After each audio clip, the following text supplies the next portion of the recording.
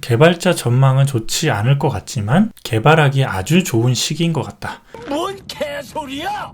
네, 여러분 안녕하세요. 개발하는 남자 개나입니다. 정말 오랜만에 인사드립니다. 그동안 왜 영상을 올리지 못했는지 다음 영상에서 한번 짧게 다뤄볼 기회를 한번 만들어 보겠습니다. 이번 영상의 주제는 약간 무거운 주제일 수 있는데요. 대 AI 시대 개발자를 꿈꾸는 사람이나 아니면 현업에서 지금 개발 일을 하고 계시는 분들에게 어떤 스탠스를 취하는 것이 가장 좋을까에 대한 제 개인적인 견해를 한번 영상으로 만들어 볼까 생각 중입니다. 일단 이 영상을 찍는 기준으로 GPT-4.5가 활성화되고 있는 시점에서 많은 사람들이 큰 충격에 빠졌습니다. 저도 역시 그것을 보고서 정말 많이 놀라지 않을 수가 없었는데 제 지인들도 그렇고 저 유튜브 영상들을 좀 찾아보다 보면은 많은 개발자분들이 이제는 지금 개발자가 좀 위험하다, 아니면 그래도 괜찮다, 여러 가지 각자의 생각들을 다룬 주제로 영상을 올리고 있더라고요. 그래서 저도 어느 정도 그 개발에 몸담은 사람의 입장으로서 제 짧은 견해, 현업 개발자로서 급변하는 AI 시대에서 개발자들이 나아갈 방향을 어떻게 하는 것이 좋을까 몇 가지 질문에 대한 답을 하면서 영상을 만들어 가 보도록 하겠습니다.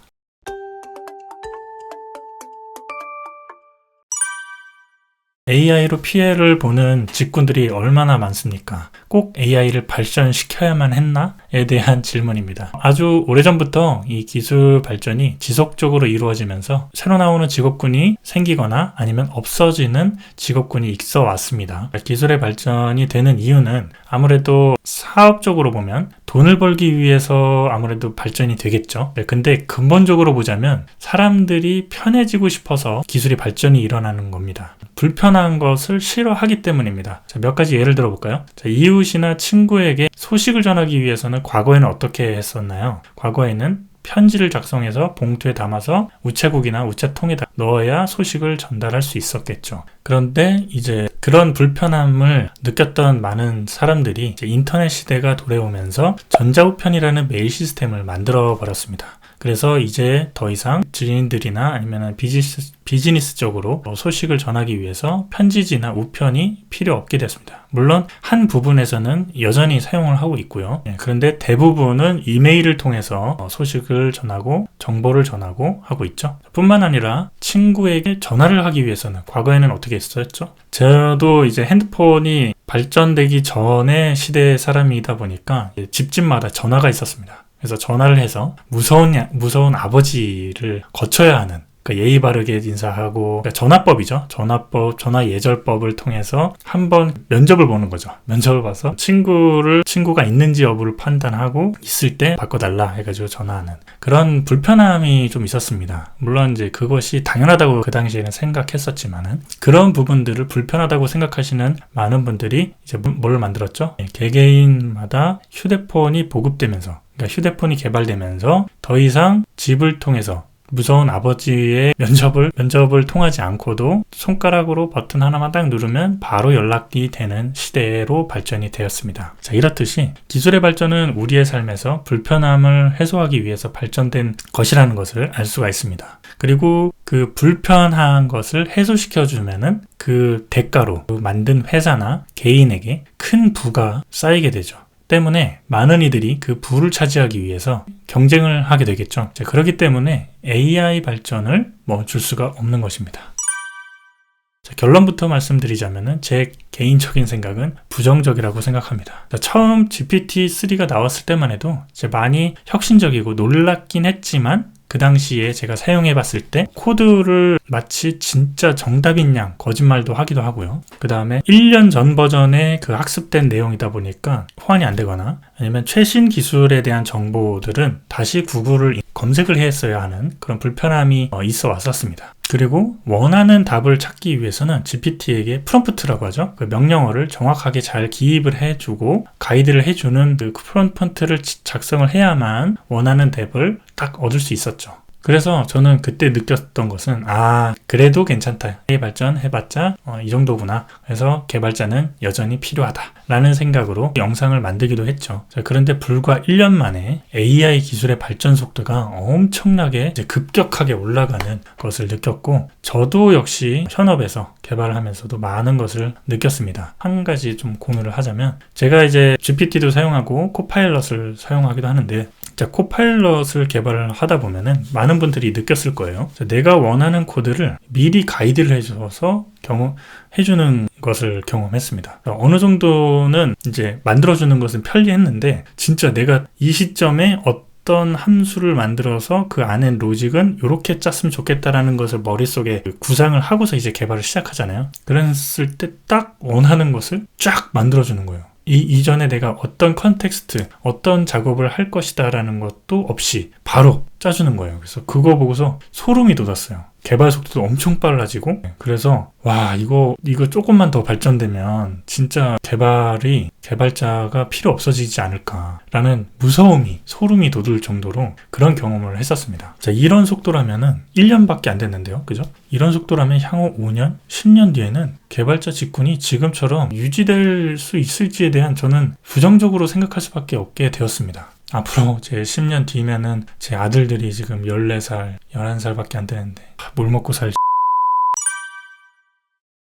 아주 중요하고 민감한 질문이라고 할 수 있는데, 사실 어느 직업군이든 영향받지 않는 곳이 없을 정도로 지금 AI의 영향도는 광범위하게 퍼져 있고 그 속도로 엄청나게 빠르게 성장하고 있습니다. 그래서 직업을 바꾸는 것이 정답은 아닐 수 있겠습니다. 그럼에도 불구하고 결정을 해야 된다라고 한다면 한 가지 체크를 해봐야 될 게 있는데, 내가 개발자를 하고 싶은 이유에 대해서 한번 체크를 해보면 좋을 것 같습니다. 내가 돈 때문에 개발을 하려고 한다면 향후 개발자 전망이 그렇게 좋지 않기 때문에 돈을 쫓아서 다른 직업군을 전향하는 것이 맞을 것 같습니다.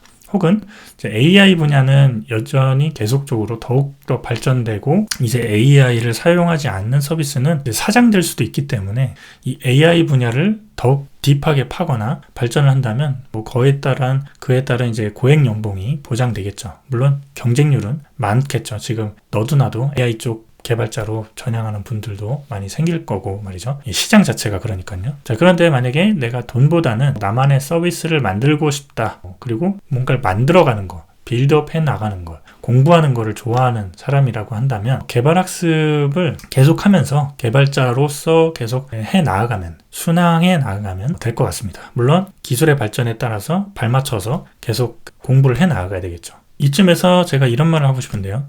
개발자 전망은 좋지 않을 것 같지만 개발하기 아주 좋은 시기인 것 같다 라고 말하고 싶은데, 무슨 아이러리한 소리냐라고 할 수 있지만 잠시 얘기를 한번 해보자면은, 여지까지 개발자는 특정 한 분야를 특화해서 일을 해왔습니다. 백엔드면 백엔드, 프론트엔드는 프론트엔드. 물론 이제 백엔드에서도 되게 다양한 분야로 나눠지죠. 프레임워크나 언어에 따라서도 다양하게 나눠지는데, 거기에서도 어떤 한 특정 분야, 네스트.js면 네스트.js, 혹은 자바면 자바, 이런 식으로 한 분야를 탁 선택해서 딥하게 학습했습니다. 프론트엔드 같은 경우에는 웹이면 웹, 앱이면 앱, 또 프레임워크에 따라서 여러 가지 많죠. 그런 식으로 하나로 딱 집어서 좀 딥하게 들어가고, 그게 조금 나아지면 이제 발을 조금씩 옆으로 틀어 나가면서 이런 식으로 개발을 해왔었죠. 그러다 보니까 한 분야만 할 수 있었던 거예요. 지금까지는요. 물론 이제 경력이 쌓이면서 다양한 경험을 통해서 이제 계속 학습한 사람들은 이제 풀스택으로 업그레이드 되는